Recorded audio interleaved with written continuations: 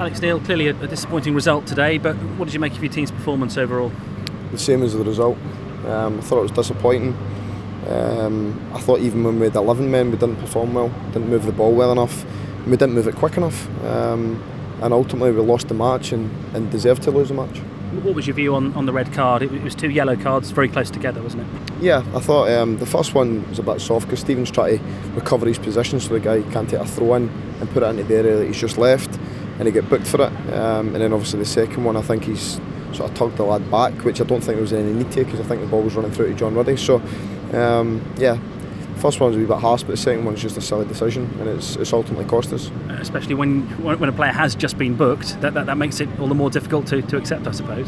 Yeah, but it is what it is, and we just needed to respond and make sure that we got to half time 0-0 to give something to fight for in the second half.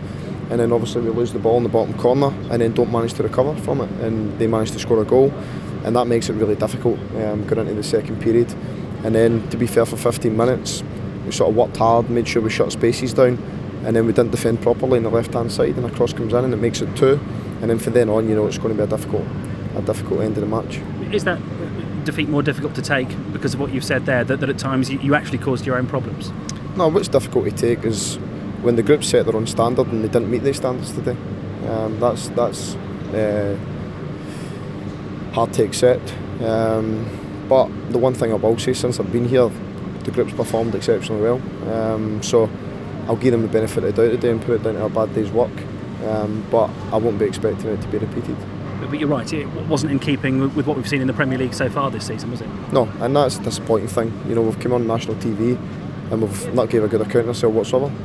So the players will be hurting for that, they'll be feeling a bit of pain, and rightly so, and hopefully that'll bring out the best response in the next match. Do you use that as a bit of a reality check for them? Do you say, this is what the Premier League is really like, you have one off day and you get punished for it? Yeah, but they know that.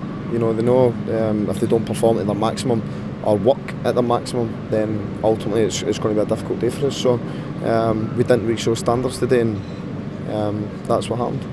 It's the first month of the season now gone. You've got a 2-week break. What have you learned about your team and about the Premier League over this first month?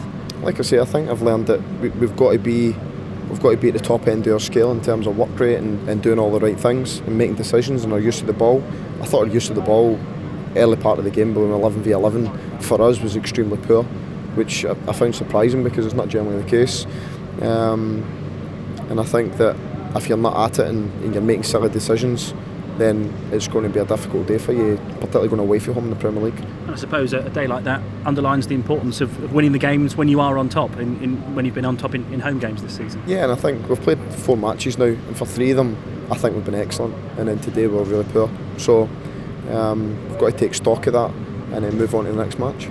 I know that you've had a game to deal with today, but of course the transfer window is only 2 days away. How hopeful are you of adding to your squad?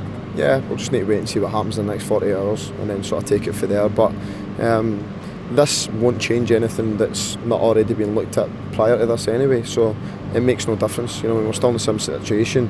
We want to try and get the best players we can in, and we're continuing to strive to do that. The striker Mbakani's been linked with you again over the last 24 hours. Is that one you think you can get done?